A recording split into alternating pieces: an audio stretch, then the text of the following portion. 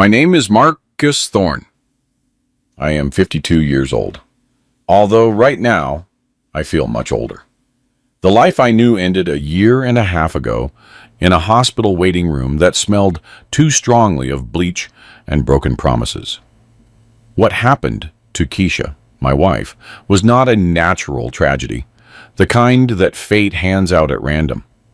It was a calculated, cold act that began to be woven long before I even noticed. But before I continue with the story, please click the like button, subscribe to the channel, and comment where you are watching from. Your support is very important. If you ask me for the exact day, I would tell you it all started early on a Monday. Keisha had gone into the hospital that morning. It was the delivery of our first child, something we had waited nearly 10 years for. The emotion was raw and real. I was in that waiting room, pacing around, trying not to think about statistics. My in-laws, Preston and Gwendolyn Vance, had insisted we choose that specific private medical center.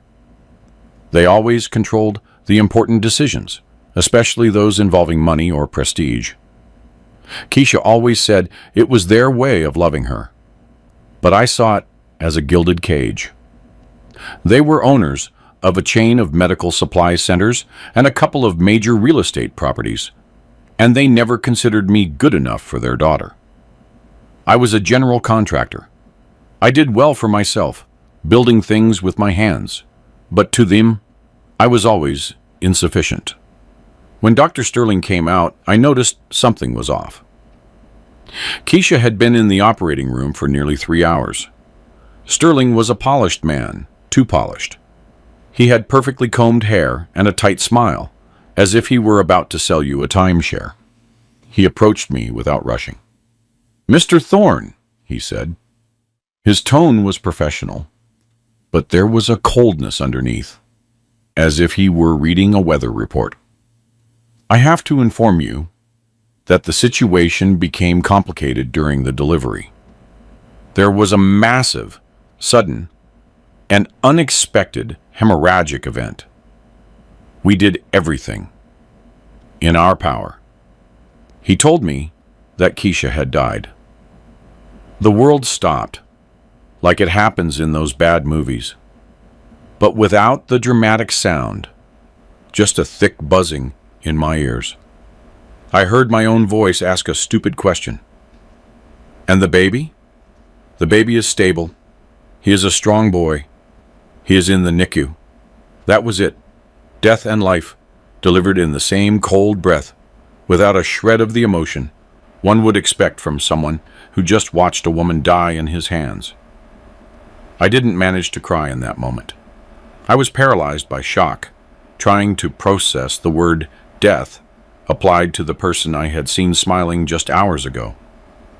But the real hook, the thing that set off a deep alarm in my gut, was when Preston and Gwendolyn arrived. They arrived 15 minutes later. I was sitting on a bench with my head in my hands, trying to breathe. When I gave them the news, their reactions were not of pain or surprise. Gwendolyn brought her hand to her chest. Yes, but not to cry. It was a quick, theatrical gesture. Preston, my father-in-law, stood still, looked at me, and smiled. Not a smile of relief, but a calculated, quick smile that disappeared as soon as he noticed I was watching him. It was barely a second, but it was an expression of accomplishment, as if he had crossed a task off a very long list. "We have to be strong for the boy," Preston said. His voice was deep, but firm, as if he were taking control of a board meeting. "Marcus, you have to come with us. Dr. Sterling needs us to sign some release documents and funeral arrangements." I told him to wait, that he should let me see Keisha, that I needed a moment. "There is no time," Gwendolyn intervened, stepping closer to me. The protocols are strict. Besides, the succession paperwork must start immediately to secure the child's future. Keisha wouldn't want delays. Succession. My wife had just died, and they were talking about succession and paperwork. They dragged me to the administrative office with the same haste you would move an old piece of furniture.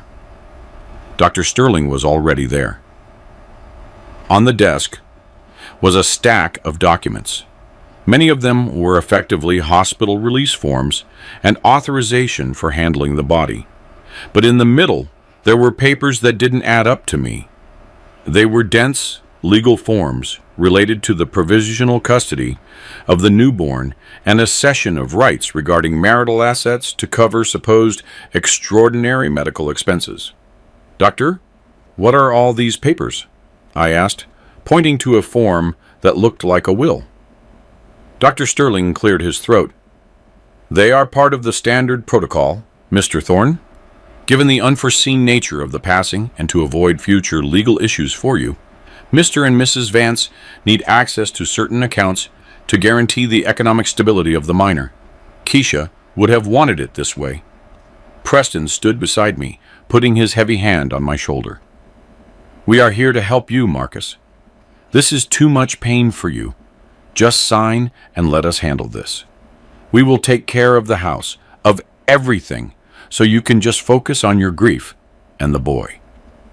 The house, our house, the one Keisha and I had bought together, the one they had always hated because it wasn't in their exclusive gated community. The pressure was suffocating. I felt that if I didn't sign, I was somehow betraying Keisha's memory or putting my newborn son at risk. But my instinct, that raspy voice one learns to ignore in adulthood, was screaming at me that something was fundamentally wrong. I signed the hospital papers for the release of the body and the provisional custody of the baby because they convinced me it was only temporary and that I was too unstable to handle it. But when they got to the documents for the house and the bank accounts, I stopped. "No," I said. The word came out trembling. "We will look at this tomorrow. Right now, I can only think about Keisha. I need to leave." Preston's face turned red. Gwendolyn stopped feigning grief, and her mouth tightened into a hard line. "Marcus, don't be childish. She is gone. These are just signatures to ensure liquidity." "I said tomorrow," I repeated, staring fixedly at Sterling. The doctor looked away. That was enough to confirm my suspicion. That man was involved in something he didn't want me to see. I left the hospital feeling empty and destroyed, but with the stack of unsigned legal and financial documents in my backpack. I went home and sat on the sofa Keisha had chosen. The house was strangely silent. I couldn't cry. I could only remember Preston's smile, that smile. I forced myself to mentally review the time of death Sterling had given me. There were subtle inconsistencies. He had told me it was a massive hemorrhage, but he hadn't explained why such an expensive hospital with that reputation hadn't been able to stop it. Nor had he allowed me to see the body immediately. He had only said they had to prepare Keisha for the funeral home. I stood up just as the wall clock struck midnight. I couldn't stay there. I needed to see her. Yes. But above all, I needed to understand. I needed to see Keisha's face one last time and have someone in that hospital tell me the truth. I drove my truck back to the clinic. The security guard recognized me and let me pass, thinking I was going to the neonatal unit. But I didn't go there. I parked far from the main entrance. The private hospital was a silent labyrinth of marble at night. I pulled my cap down and walked through the less traveled corridors, the ones that led to the operating area and the intensive care unit, an area that wasn't open to the public at those hours. I approached the main office of the ICU. It was dark. Only the emergency light illuminated the hallway. As I passed, I heard voices coming from the small doctor's break room right next door. The door was ajar. I pressed myself against the wall, breathing shallowly. I recognized my father-in-law's voice, Preston, loud and authoritative. "It's madness, Preston," said a voice I recognized as Dr. Sterling's. But this time, without his professional polish, he was nervous. Keeping her like this is a huge legal risk. I can't simulate a hemorrhage for much longer without someone on the staff noticing. Preston scoffed. "That's what we pay you for, Sterling, so they don't notice. The guy is a wreck, but he's stubborn. He didn't sign the account documents. We need that anesthetic to keep her sedated in this induced coma until Marcus signs everything. If she really died, why wouldn't he sign over control of the inheritance to his generous in-laws?" In that moment, I felt my heart stop beating. My body went cold, like metal, left out in the sun. Induced coma. Anesthetic. It wasn't possible. Keisha wasn't dead. Gwendolyn's voice, softer but with an edge of ice, joined the conversation. "We need to move fast. We already have the do not resuscitate order ready. If she wakes up, or if she has complications from the sedation, we simply let her go naturally. The multi-million-dollar life insurance policy is ready to be collected. And that policy, dear doctor, has us as the chosen beneficiaries." A heavy silence. I heard the sound of a lighter. Sterling whispered, "But the first," and that was the clearest sentence of all. Make sure the husband signs before the coroner comes for the body that doesn't exist. Or this all falls apart, Preston. She is under surveillance in the ward. Technically, if anyone asks, she has been transferred urgently to another hospital. Keisha was alive, sedated, hidden somewhere in that hospital. While I was about to sign her death sentence and hand over our entire patrimony, including our son, to them, my brain, out of survival instinct, clicked. I stopped being the grieving husband and became something different. I couldn't burst in. I couldn't scream.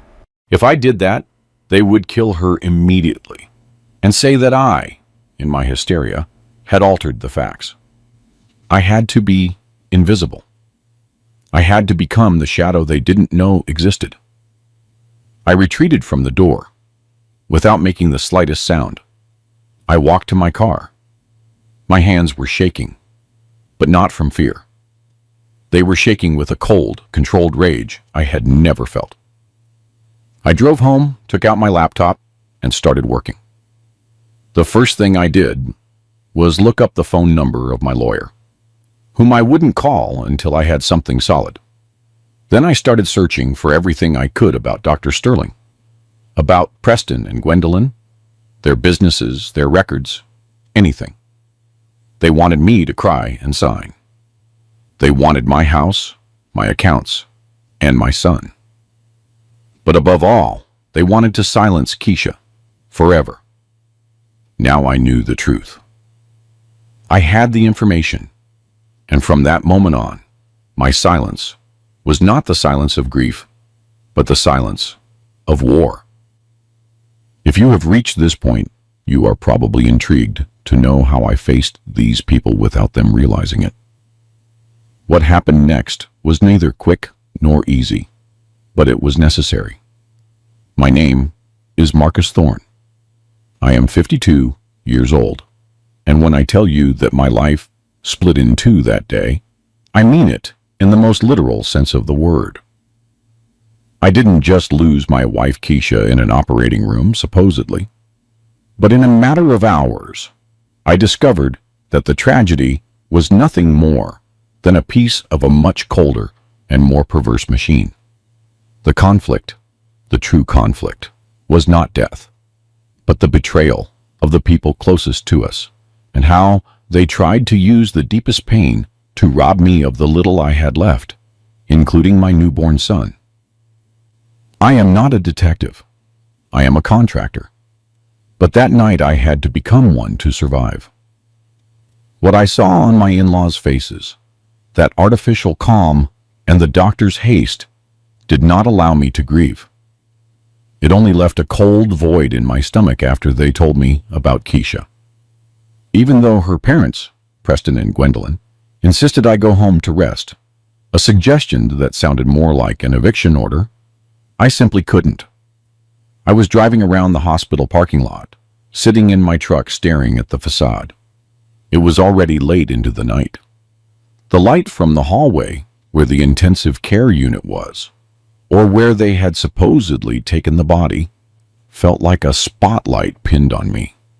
I convinced myself that paranoia had taken over, that the shock was too great. But then I remembered Gwendolyn asking for the combination to Keisha's safe minutes after they informed me of the passing. It wasn't normal. It was a predator measuring the loot. I decided I wasn't leaving. I had to see something, anything. I didn't know what I was looking for. Maybe a confirmation that she was really gone, or maybe a confirmation of my madness. I went back to the hospital and entered through the emergency entrance that is always open. I went up to the floor where she had been treated. The postpartum recovery zone was silent. Using the excuse that I had forgotten my wallet in the room where they had given us the news, I managed to pass the nurse's station, which was half empty. I got close to the room that was supposed to have been hers. I walked past it and hid in a small janitor's closet at the end of the hall, where I could hear without being seen. It didn't take long before I heard voices. They were Preston and Gwendolyn, joined by the low, professional voice of Dr. Sterling, the same man who had given me the news hours earlier. They weren't crying.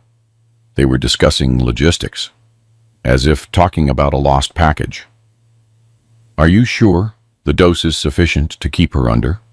Preston asked, his voice barely a rough whisper. I heard Dr. Sterling respond with a coldness that froze the blood in my veins. "The sedative mixture is deep, sir. She is in an induced coma. She won't wake up until I decide, or until the body decides for itself if we accelerate the process. But for now, we need Thorne's signature. The idiot is devastated. He won't be thinking clearly," Gwendolyn said, and the word idiot made me realize how much they had always despised me. "Tomorrow morning, we present him with the papers for the will and the temporary custody session of the child, citing his emotional incapacity to handle the accounts and the upbringing." Preston intervened with a tone of urgency. "We need the house. Marcus is listed as a beneficiary on the mortgage, but the life policy and the joint accounts have to pass to Keisha, so that later, through succession, they pass to us. There are almost $2 million. And the insurance policy, Sterling. Is the order ready?" "It's in the system, the DNR order," the doctor whispered. "Do not resuscitate. As soon as we get the signature for control of the child, we proceed. It will be a natural death, a complication from postpartum hypotension. No one will question it." I was paralyzed.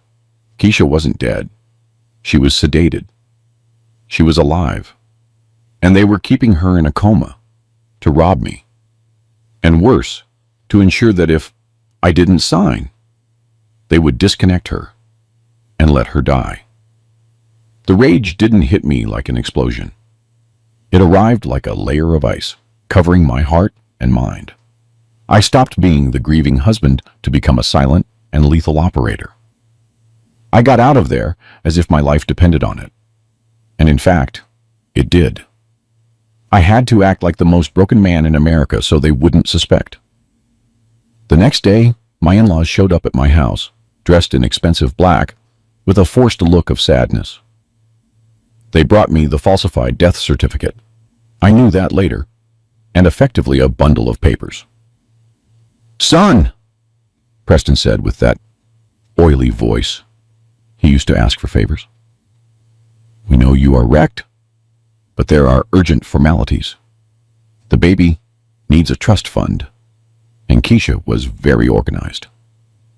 "This will she signed ensures the assets are kept stable, administered by us, her parents, until you are stable, or until the boy turns 18.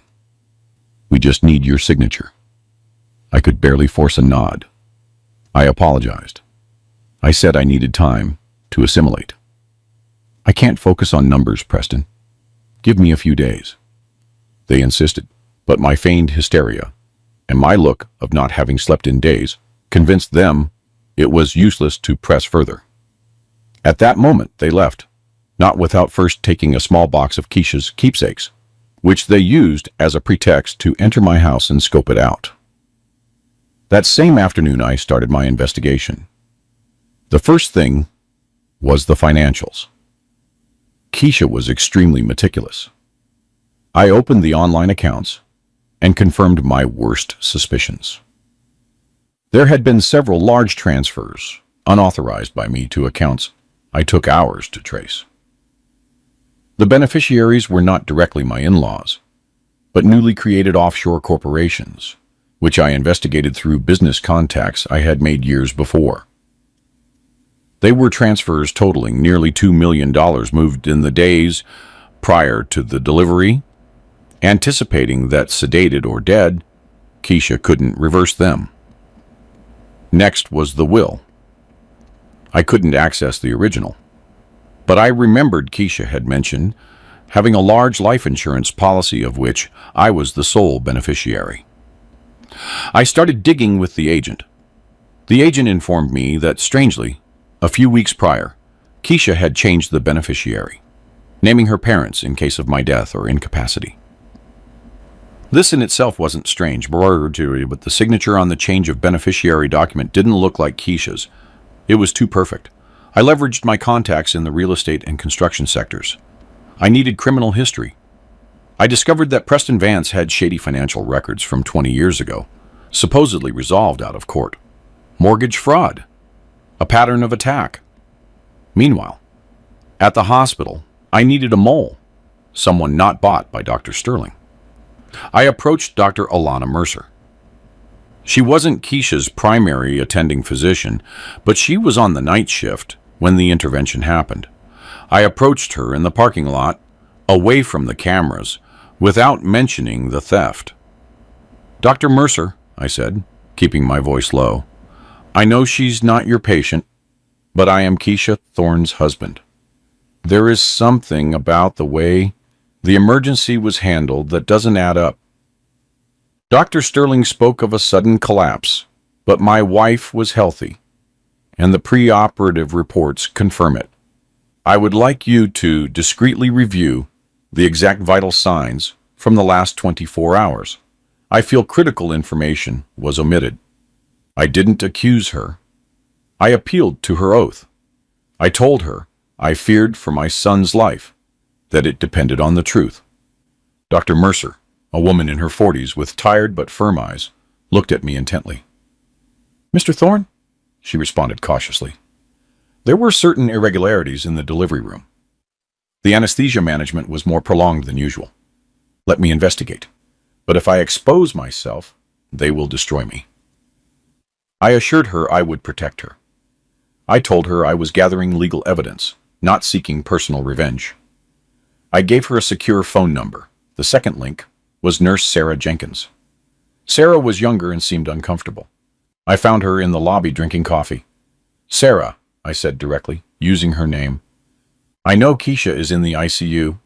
I know she didn't die. I know Dr. Sterling and my in-laws have a do not resuscitate order. And I know you know." She turned pale. Her coffee cup shook. "Sir, I can't speak. They'll fire me." "They won't just fire you, Sarah. They will make you an accessory to homicide. They are planning a death, and you are on shift. My wife is alive, and my son needs his mother. Can you sleep with that conscience? Sarah couldn't answer with words. She just nodded, tears starting to roll down her face. She gave me crucial information. Keisha's exact location, the specific name of the sedatives, and confirmed that the DNR order was in her file waiting for the final signature of the most direct family member, which conveniently would be the grandparents, after I signed the power of attorney. With the hospital information and the financial proof, the picture was complete. Fraud, medical kidnapping, if you can call keeping someone in a coma against their will that, attempted multi-million-dollar theft, and conspiracy to commit murder. I needed a real prosecutor. Enter Darnell Hayes, a district attorney with a reputation for being incorruptible and methodical. I presented him with a file, not a story.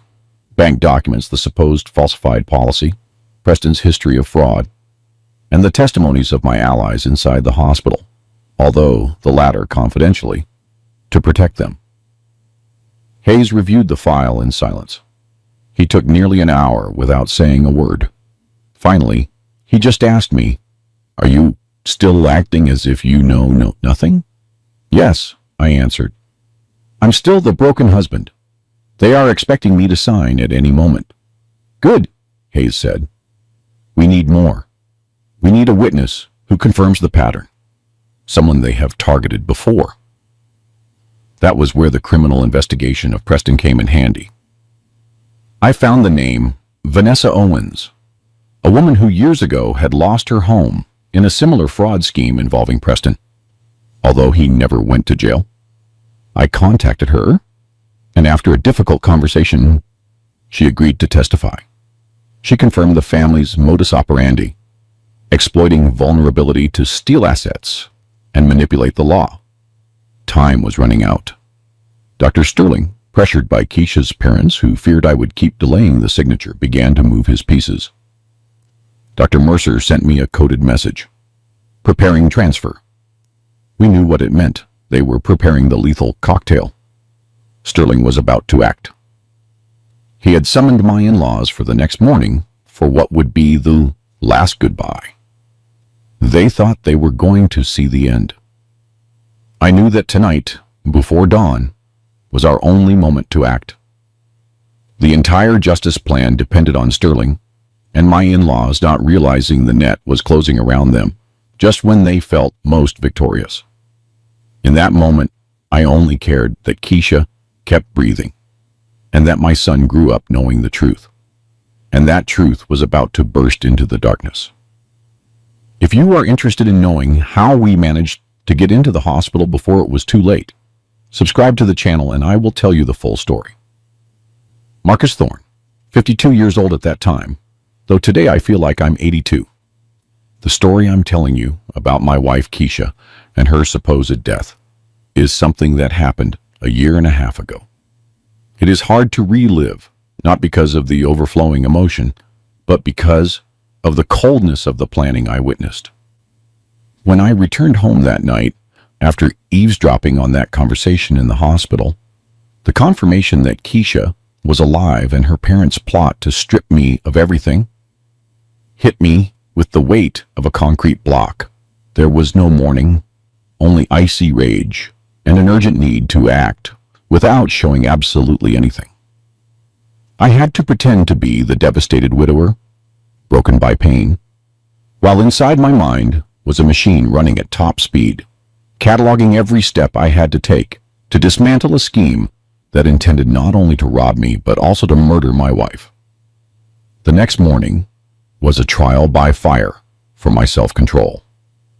Keisha's parents, Preston and Gwendolyn, arrived at my house early, not to console, but to start talking about paperwork. Preston, with that businessman air I always detested, started mentioning the need for me to sign some papers related to Keisha's estate, so the baby would have security, now that his mother is gone. His voice was solemn, but his eyes danced with that contained joy I had seen at the hospital. Gwendolyn, for her part, dedicated herself to manipulating my newborn son, talking about how much he would look like her, and how they would take care of him together.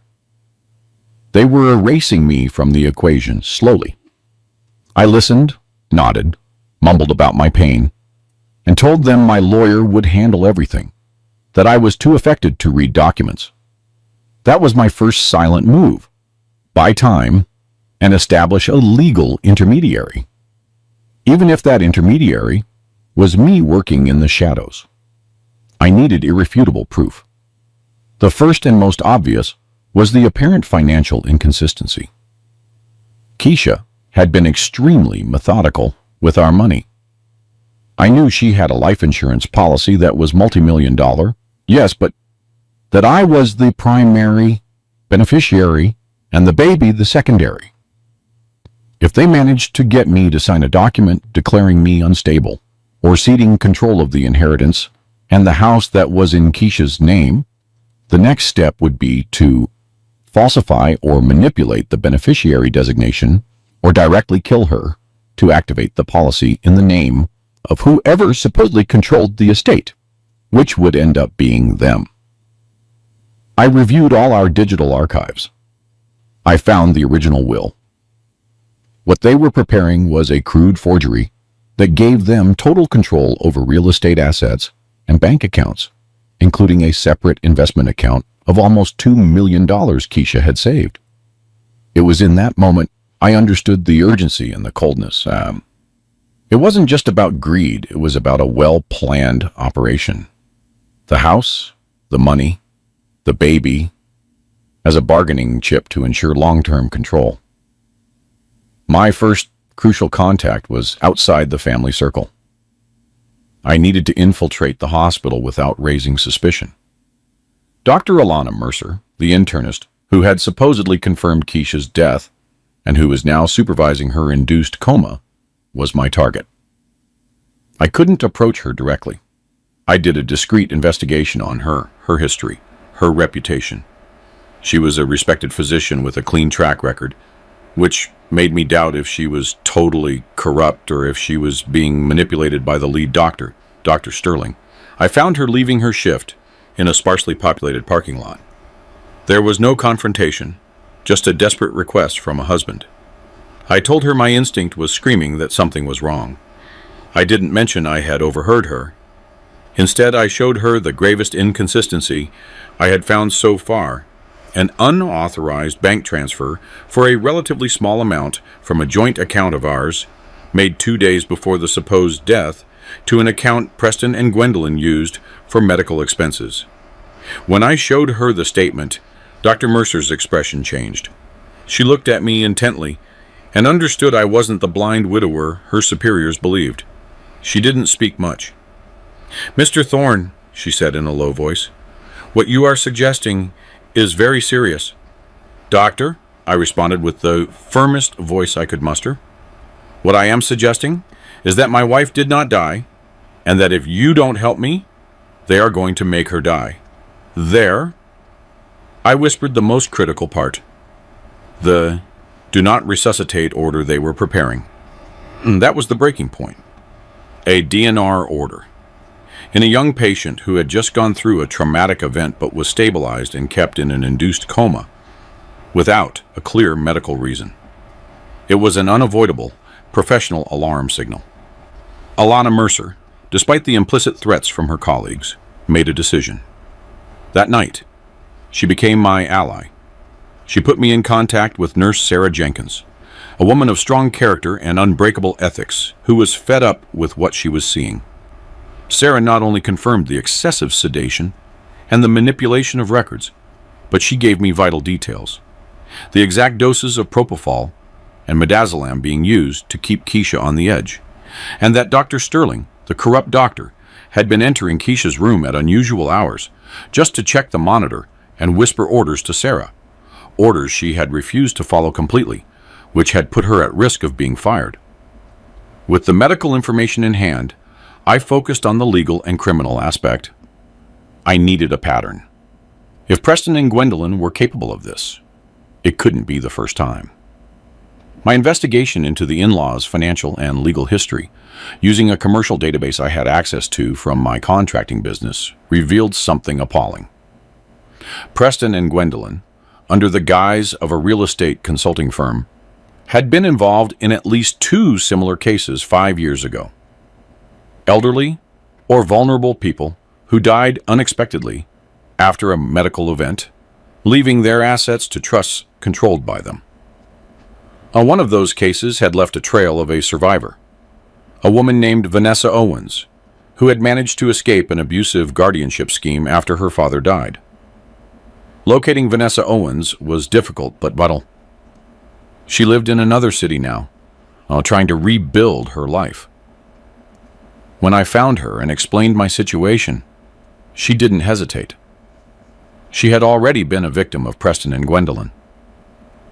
The pattern was identical: manipulation in a moment of medical crisis, forgery of signatures, and ruthless pressure to obtain control of properties.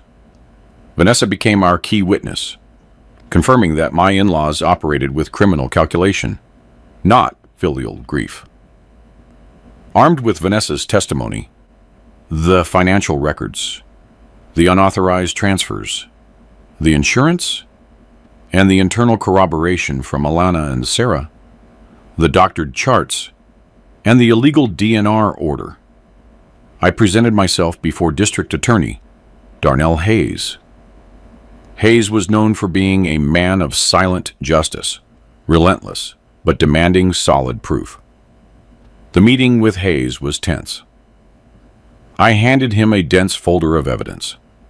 I didn't tell him a sob story. I presented facts: insurance fraud, document forgery, theft, and attempted homicide by omission through the Do Not Resuscitate order.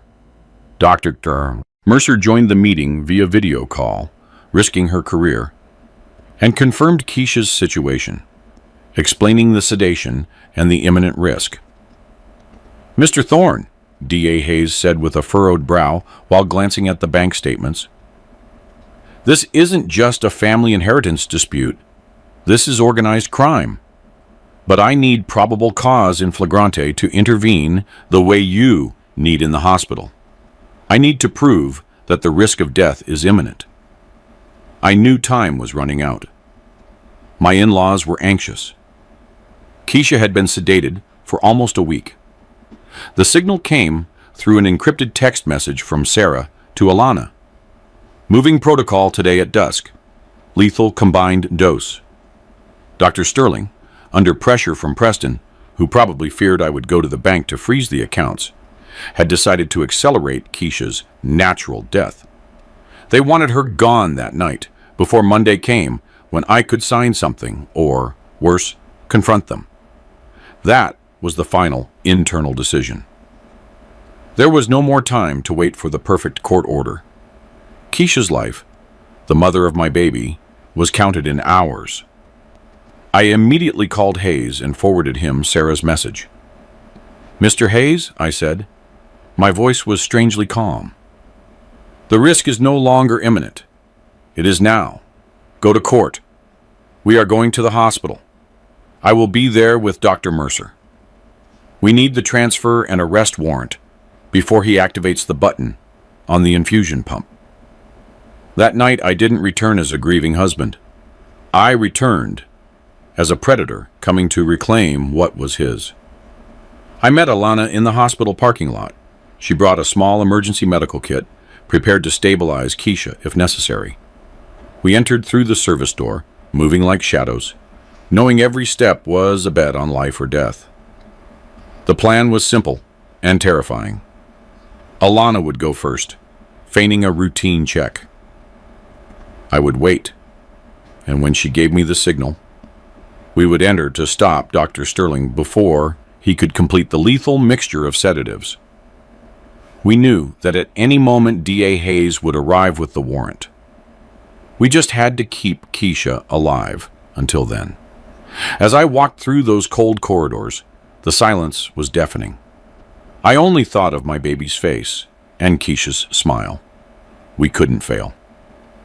Dr. Sterling was in the room, as Sarah had warned. The lights were low. Alana slipped in first. I stayed near the door, listening to Alana's agitated and fake breathing. as she pretended to check vital signs, and Dr. Sterling's deep voice giving final instructions on how to prepare a new mixture of medications to ensure the patient's comfort, deadly comfort. Alana gave me the signal. A brief, dry cough. I kicked the door open just in time. If you are interested in knowing what happened next, how we managed to secure Keisha's life, and how Preston and Gwendolyn's scheme crumbled completely when District Attorney Hayes entered with the warrant in hand, pay attention to the next part, because that night the silence I kept for days broke with the sound of sirens and handcuffs. If this story kept you on the edge of your seat, don't forget to subscribe and activate notifications so you don't miss the continuation of this true account. Look, when you are in the eye of the hurricane, you don't think about the magnitude of what you are living. You only think about the next step. Nearly a week had passed since I returned to the hospital and overheard that conversation. 7 days in which I had to keep pretending to be the devastated husband, the resigned widower who needed a helping hand to deal with the paperwork. Meanwhile, I was meeting with District Attorney Darnell Hayes, with Dr. Alana Mercer, and discreetly, with Nurse Sarah Jenkins. D.A. Hayes didn't waste time with Ms. Owens' testimony, the ex-victim who confirmed the pattern of fraud and violence of my in-laws, and with the financial records I had recovered, those unauthorized transfers, and the apparent multi-million-dollar insurance policy where Keisha had listed me as the initial beneficiary, but which had been fraudulently changed in recent months. We had a very solid base.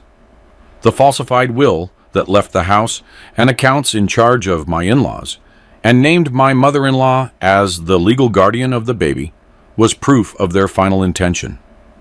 But the right moment to act was missing. If we intervened too soon, before the corrupt doctor made a fatal error, they could claim it was just a family dispute and a misunderstood document. What Hayes needed was for the doctor to make his move.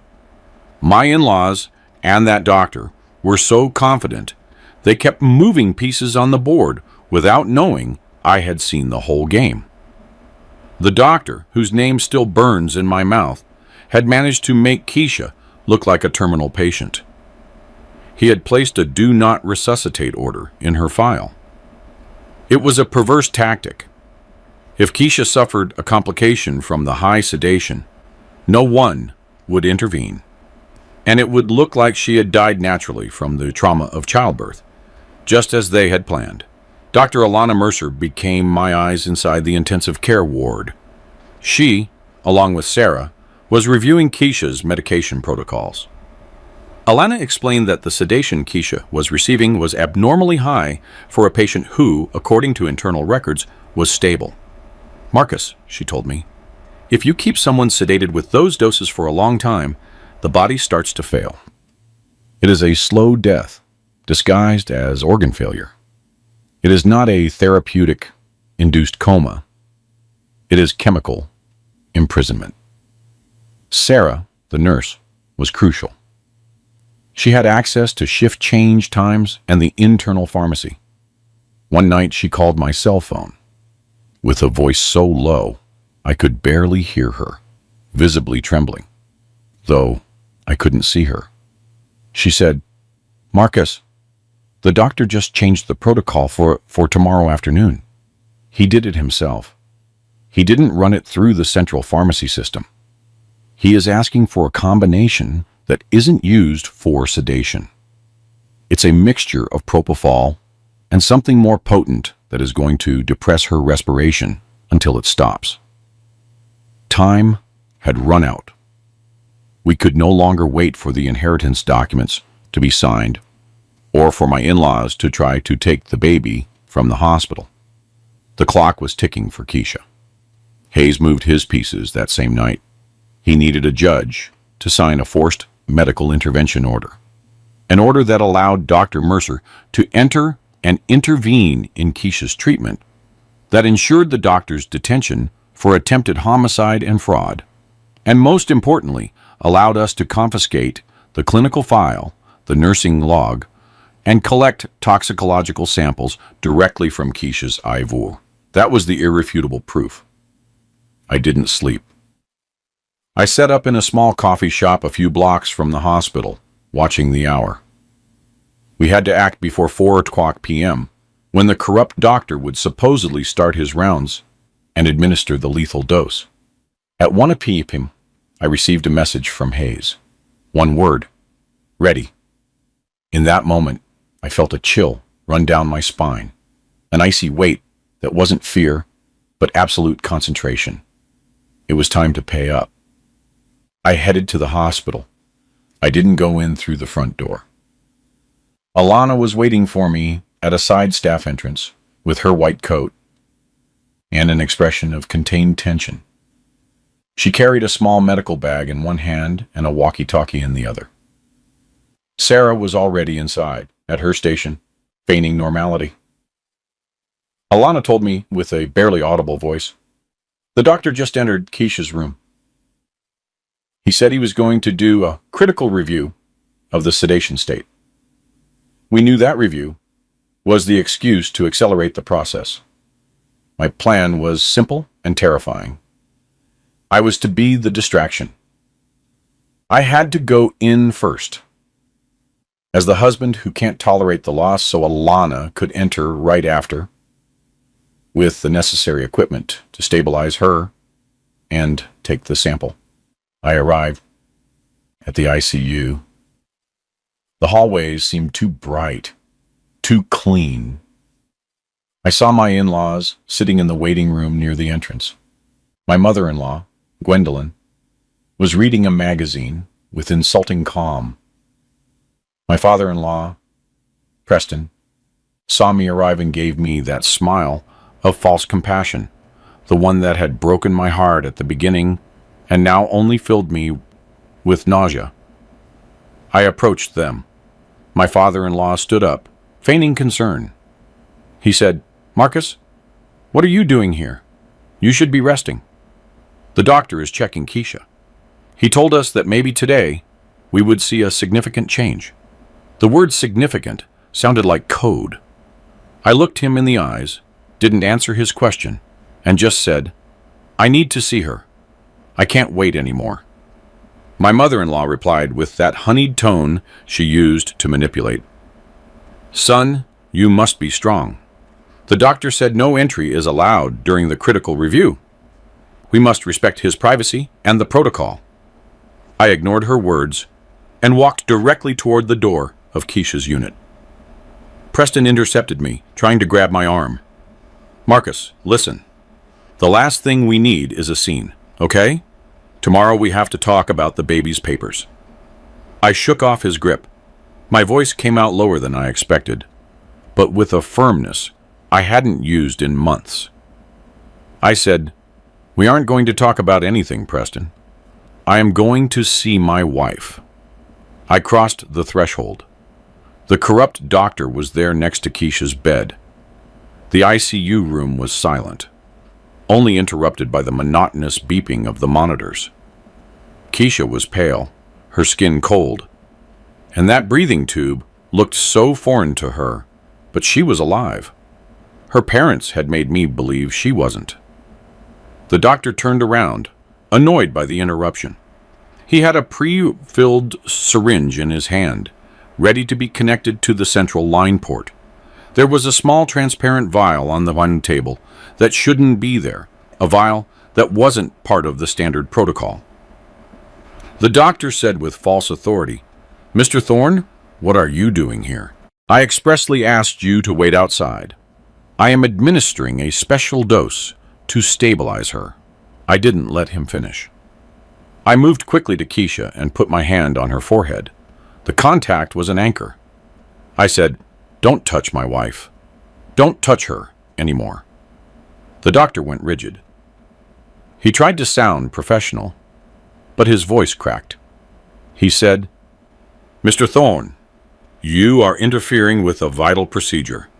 I need you to leave immediately, or I will call security." Just at that moment, the door burst open. It wasn't a dramatic entrance. but a controlled and professional eruption. Alana entered first, dressed in her coat, moving with the precision of a surgeon. Behind her, like a shadow of silent authority, was District Attorney Darnell Hayes, followed by 2 police detectives in plain clothes. The doctor froze, the syringe still in the air. My in-laws, who had run in upon hearing the commotion, stopped in the doorway, with their calm finally shattered. Alana didn't waste a second. She addressed the doctor. She said, "Dr. Sterling, by virtue of Court Order 2023, the treatment of Mrs. Keisha Thorne falls under the supervision of Dr. Alana Mercer. Remove your hands from the equipment immediately." The doctor tried to protest, his face turning scarlet. He said, "This is absurd. You are violating hospital protocol. I am the attending physician." Hayes stepped forward. His voice was deep, without emotion. Hayes said, "You are detained, doctor. Officers, secure the suspect. You are under arrest for attempted homicide and fraud. For evidentiary purposes, seize that syringe and the vial on the side table immediately. Dr. Mercer, proceed to secure the central line and take toxicological samples for chain of custody." Everything happened very fast. The officers immobilized the doctor, who began shouting incoherently about his rights and his reputation. It was the sound of a man losing all control. While Alana worked quickly, changing Keisha's intravenous fluids and extracting blood samples, Sarah entered. She went immediately to the room's computer and the paper logbook. Sarah said to Hayes, "District Attorney, here is the patient's file and the nursing log. I confirm that Dr. Sterling altered the records by hand in the logbook at 13:45. My in-laws stood in the doorway, motionless. The mask of compassion had fallen completely, revealing raw fury and panic. My mother-in-law, Gwendolyn, tried to approach me, perhaps to beg or manipulate one last time. She said desperately, "Marcus, please, this is a misunderstanding. We are family. The baby needs his grandmother." Hayes turned to them with a gaze of iron. Hayes said, "Preston and Gwendolyn Vance, you are also under custody for questioning regarding the attempted homicide of your daughter, insurance fraud, and document forgery. Officers, escort them to the vehicle." It was a silence, heavier than mourning. My in-laws were removed without physical resistance, only with eyes full of a frozen hatred directed mainly at me, the man who had ruined their perfect plan for quick wealth. My attention returned to Keisha. Alana had managed to stabilize her. Alana told me, "We have secured her, Marcus. It was propofol in massive doses. If you had been 5 minutes later, she would have gone into respiratory arrest. We need to get her out of here right now. The hospital is compromised, and although they have the responsible parties, it isn't safe. The court order includes immediate transfer to the secure unit of a federal hospital." So seeing Keisha being moved on that gurney amidst the police deployment was surreal. It was the first time she was moved with a purpose of life, not with the silent intention of her death. I went with her. The baby was already being transported by an undercover officer, and Sarah to the other secure unit by a different route. I never felt more relief than when I saw Keisha, installed in a new room, armored and guarded. Dr. Alana stayed with me. She began the slow and careful process of reducing the sedatives and eliminating the toxins from her system. She told me it was going to be a long road, that we didn't know when she would wake up or if there would be sequelae, but that she was now in safe hands. I sat by her bed, no longer needing to feign calm or grief. There was only exhaustion. I looked at the wedding ring in her finger. 1.5 years had passed since the day of her fictitious death, and I had finally stopped the plan. Silent justice had been set in motion. The corrupt doctor, my in-laws, the evidence, everything was now in the hands of the law. My only worry was that Keisha open her eyes. If this story seems incredible to you, wait until I tell you what happened when those eyes finally opened and the truth we had to face in the courtroom. If you are interested to know how this story ended, subscribe to the channel and activate notifications so you don't miss the last part of this testimony. I am Marcus Thorne. I am 52 years old. And what I am going to tell is the conclusion of a hell that lasted a little over a year and a half. It is the story of how they tried to erase my wife Keisha and how her parents planned her slow death to keep everything. When I discovered that Keisha wasn't dead, but sedated, and awaiting a do not resuscitate order, the fight became a race against time. I had the evidence, the right allies, Dr. Alana, Nurse Sarah, D.A. Hayes, and a plan. But they had physical control of the situation in that hospital. The climax wasn't a shouting match. It was a silent confrontation in a cold room, full of the smell of disinfectant and desperation, where the only noise was the monotonous beeping of the monitors keeping Keisha on the edge. What happened in that moment defined the rest of our lives. Dr. Sterling, the corrupt doctor hired by my in-laws, didn't seem altered. He had the neat calm of a hitman who has done his job 1,000 times. He had entered the intensive care room where Keisha was still connected with a syringe in his hand. We stopped him just as he was about to inject a combination of sedatives and muscle relaxants. He intended to simulate sudden organ failure, a natural event that simply accelerated due to her fragile state. Dr. Alana Mercer was the first to act. She stepped in, blocking access to Keisha's IV line. "Dr. Sterling, what are you injecting?"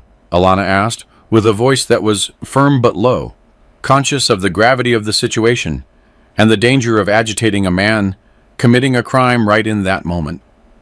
Sterling tried to ignore her. "I'm simply adjusting the dose of midazolam.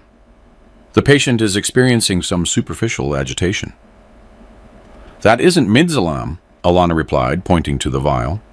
"That combination is lethal. You are attempting to murder her." In that instant, Sterling lost the composure that had kept him masked for weeks. His face twisted, and instead of arguing, he tried to shove Alana. I intervened immediately, placing myself between him and Keisha's bed. There were no punches, just a struggle for space, a silent force pushing evil back. Just at that moment, the doors opened. District Attorney Darnell Hayes entered with several investigators, all in plain clothes. Hayes didn't raise his voice. He simply showed the warrant he held in his hand.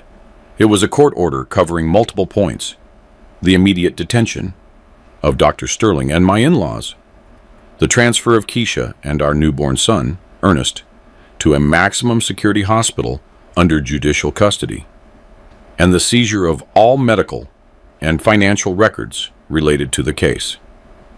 Chaos broke loose, but it was chaos contained by legality. Sterling was handcuffed. He didn't say a word and just looked at Alana and me with cold, absolute hatred. I knew that in that instant he realized his meticulous plan had collapsed because of the mistrust of a widower who wasn't a widower. My in-laws, on the other hand, weren't at the hospital at that moment. The police found them an hour later at their house, sitting in the dining room, apparently reviewing blueprints of our house that they already considered theirs. According to what Hayes told me later, the arrest was less dramatic than one would expect from people so calculating. They simply sat there without offering resistance, as if the police were a temporary inconvenience, not the end of their freedom. The arrogance they had shown me remained until the handcuffs clicked shut. The process of securing evidence was methodical. Hayes and his team confiscated computerized and paper records. Toxicological samples were taken from Keisha immediately. This was vital to prove the pattern of inadequate and forced sedation that had kept her in a coma. I remember staying in that room, feeling a wave of relief so deep it almost drowned me. Keisha was safe. Finally. The transfer of Keisha and Ernest was discreet. She was taken in a specialized ambulance with Alana by her side.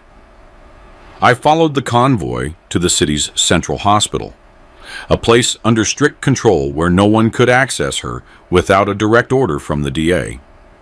In that moment, I wasn't just her husband, but a key witness, a protector, and the one responsible for our son.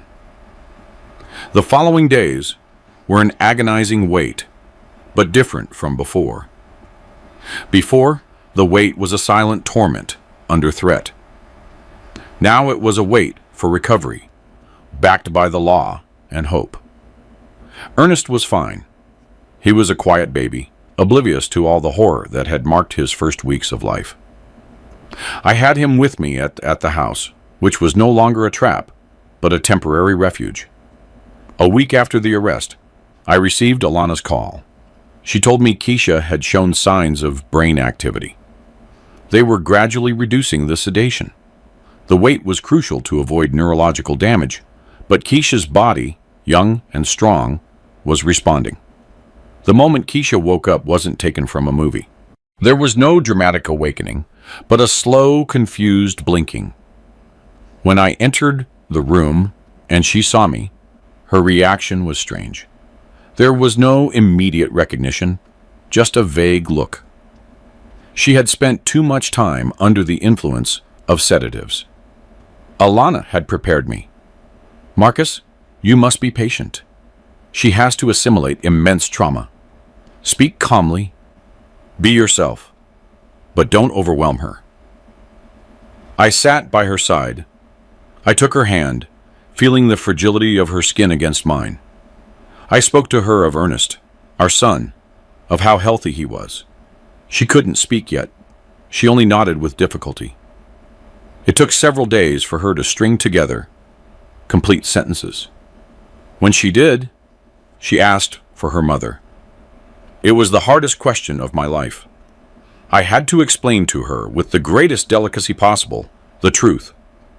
That her parents had betrayed her, that they had planned her death, and that they were under arrest.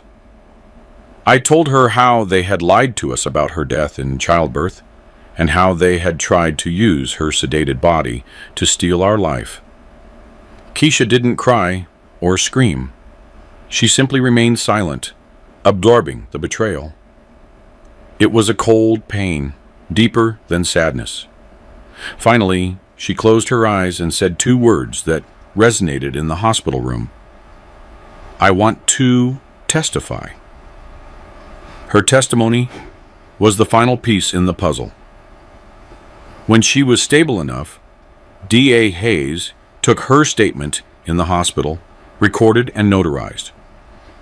She confirmed the previous financial pressures, her parents' subtle attempts to have Keisha make a will in their favor, and the oblivious control they exercised over her finances even before the pregnancy. The trial took place 6 months after the intervention. It was a long and detailed process. D.A. Hayes left no stone unturned. The evidence was irrefutable.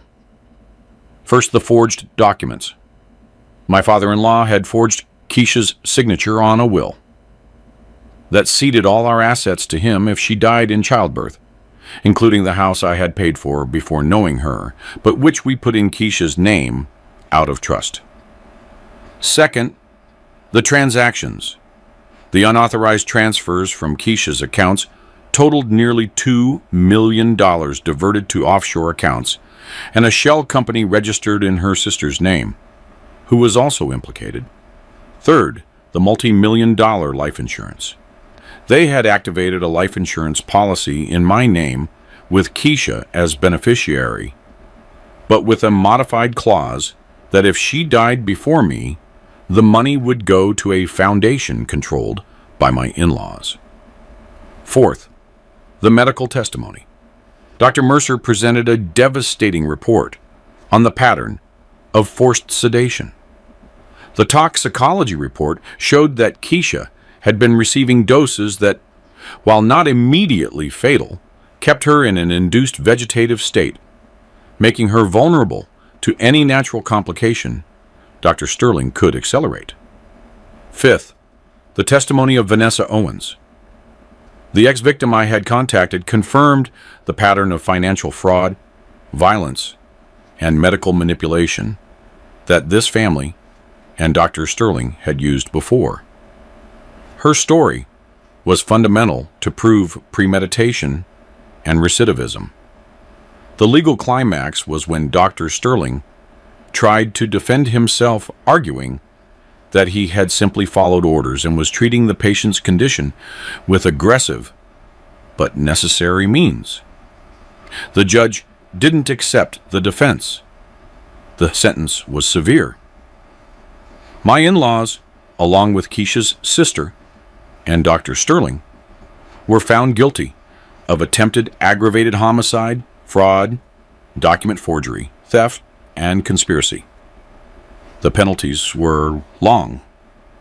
My in-laws and Sterling received sentences exceeding 20 years in prison. Dr. Sterling, in addition, lost his medical license permanently and was barred from practicing any health-related activity. When we left the courthouse that day, there was no celebration. There was only a heavy silence. Justice had been done, but the emotional cost was immense. The relief wasn't euphoria, but the lifting of an unbearable weight. The next step was recovery. Through legal actions coordinated by Hayes, we managed to recover most of the stolen assets and diverted money. The forged will was invalidated, and our house, my house, was legally free of any claim. My total focus centered on Keisha's recovery and raising Ernest. Keisha, despite physical stability, had to go through intense therapy to overcome the trauma of betrayal and the fear of having been so close to death at the hands of her own family. It was a slow process, full of good days and very bad days. During the first year and a half, I obtained full custody of Ernest. I dedicated myself to being a father.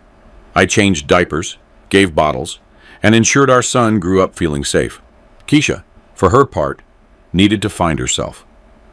Far from the shadow of her family and the horror of the hospital, she stabilized gradually. I remember the day she smiled for real for the first time since the birth.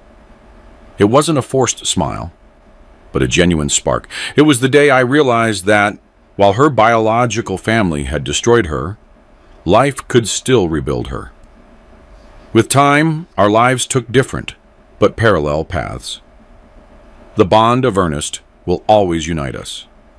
But the trauma we shared transformed our marital relationship into a deep friendship based on respect and survival. She needed a new life, free from the history that had chained her. Today, a year and a half after everything ended legally, Keisha lives in another city. She is well. She has finished recovering and is building a new and healthy life. She even found someone who respects her, a man who doesn't manipulate or suffocate her. That gives me immense peace. The most important thing for me was her well-being, not possession. Ernest, our son, calls me Dad. He is a happy boy, completely oblivious to the darkness that surrounded him at birth. I am still here, older, 52 years old, and with a calm I didn't know before. The biggest lesson I learned is that one should never ignore their own instincts. That cold sensation I had seeing my in-laws smile at the hospital was real. It was the truth screaming from the bottom of a lie. I learned that justice isn't always loud or fast, but it can be exhaustive and definitive. If the people you love are in danger, if you feel something is fundamentally wrong, you have to fight. You have to gather the evidence, find your allies, and even if your pulse trembles, you have to face the darkness, even if that darkness wears the face of family. In the end, we achieved peace, dignity, and we recovered the most important thing, Kaisha and our son. Life goes on, and it does so with the tranquility of knowing there are no more shadows at our doors. If this story has moved you, and you want to hear more testimonies about family injustice and the search for truth, don't forget to subscribe. Leave me a comment if you ever felt your instincts saved you from a difficult situation.